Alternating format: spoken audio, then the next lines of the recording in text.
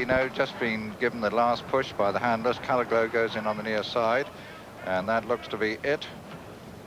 So handlers, no, not quite in Zeno. Freddie Head just urging Zeno right in, and the back doors are shut, and the handler comes away from the front, and that could be it this time. In fact, they're now running for the Dubai Champion Stakes, and Calaglow is the first to go on.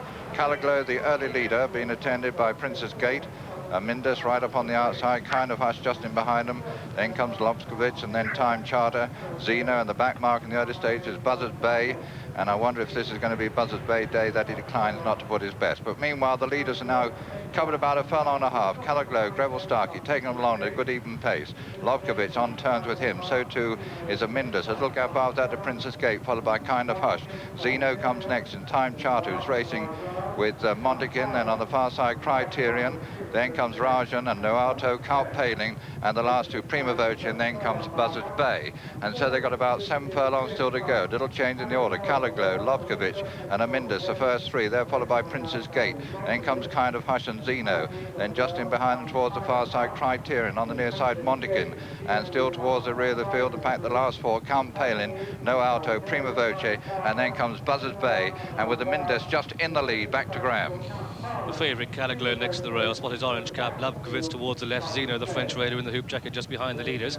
But just over 4 furlongs to go, and Mindus in the spotted jacket from Lobkovich on his outside, then Calaglow next to the rails, tracked by Montague, then Princess Gate, Buzzards Bay coming with a run up on the outside. So to his Camp Pile and Time Charter, not got a lot of room there with 3.5 furlongs to go in this Dubai Champion Stakes, and Greville Starkey now committed on Calaglow, the favourite, in a lead from Mindus in second place. Montague going very well in third, Camp Pile and making up ground on the outside, and Billy Newnes got a tremendous run through on the rails on Time Charter, tracking Calaglow with just 2.5 furlongs to go past the bushes. Next to the rails it's Calaglow, then Montekin, then Time Charter going very well indeed in between these. Then just in behind these come Prima Voce, up on the outside, Rajan finishing well. Got a furlong and a half to go, and it's next to the rails. It's Time Charter and Montekin, Time Charter, Prima Voce. Calaglow had to be checked there. Then comes Rajan finishing well, then Noalto, then Princess Gate. There's Time Charter in the lead coming inside the final furlong. Time Charter in the lead from Prima Voce and Montekin. Time Charter drawing wide away from Prima Voce, Montekin. Noalto finishing well, and so too is Rajan, but Time Charter well clear, 6 to 8 lengths clear out the line.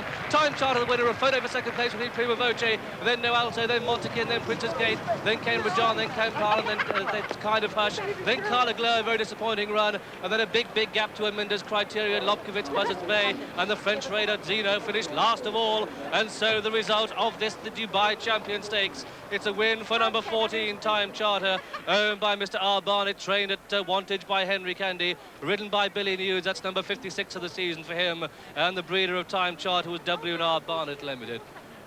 Officially, it's a photograph for second place between number 11, Prima Voce. That one was ridden by Bruce Raymond, and number 5, Noalto. That was ridden by Willie Carson, but this was a very, very rough race indeed.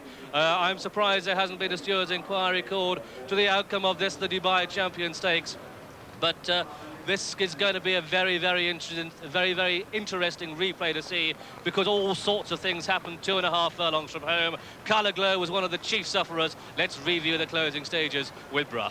Yes, Time Charter's won it, but will Billy Newnes be disqualified? Because there's no doubt there were severe traffic problems. He was in an exasperating position. He's absolutely cantering on the rails behind Calaglow, but he's got nowhere to go. And I think my own impression first time out was that he might well lose it. He comes out, he's looking for room between Montekin and Calaglow. There isn't much room, but he's got a lot of horse underneath him.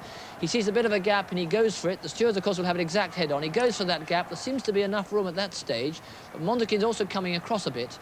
And now, in a moment, you'll see that Calaglow, Greville Starkey on Calaglow, has to really snatch up, because there, Montekin comes in a bit. Maybe it was Montekin's fault, perhaps as much as Billy Newnes is, but anyway, certainly Calaglow has to snatch up at that moment, and there is certain interference there. Now, does Montekin get in turn barged out, because there isn't any room along the rail, as Billy Calaglow, really see there, has to really pull up, and he's certainly put out of it. But now, Billy's half a length down on Montekin, and he really determined here. Don't forget, they don't call him Boxer Billy for nothing. He forces his way through here, and that might look very interesting on head-on. But certainly, looking at Pat Edery's arms, it doesn't seem to me that he stops riding on Montekin, so maybe it doesn't look quite so bad on the replay as I thought it did first first time around.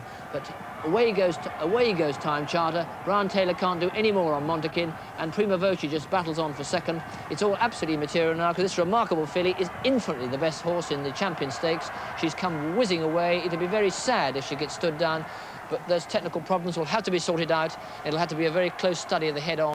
The Maktoum family's horses have run in this race, because Noalto has exceeded himself, so too has Princess Gate, and Rajard has run the race of his life. But there is our winner, Time Charter, coming back into the unsaddling enclosure. Time Charter winning this, the Dubai Champion Stakes, her 4th victory from 6 starts, and confirmation that the second horse home was number 11, Prima Voce, the third horse home, number 5, Noalto. That's the 1, 2, 3 in this Dubai Champion Stakes, and there you're looking at a champion filly, a daughter of Saritama. Well, that's the winner here this afternoon, but now we have some news from Catterick.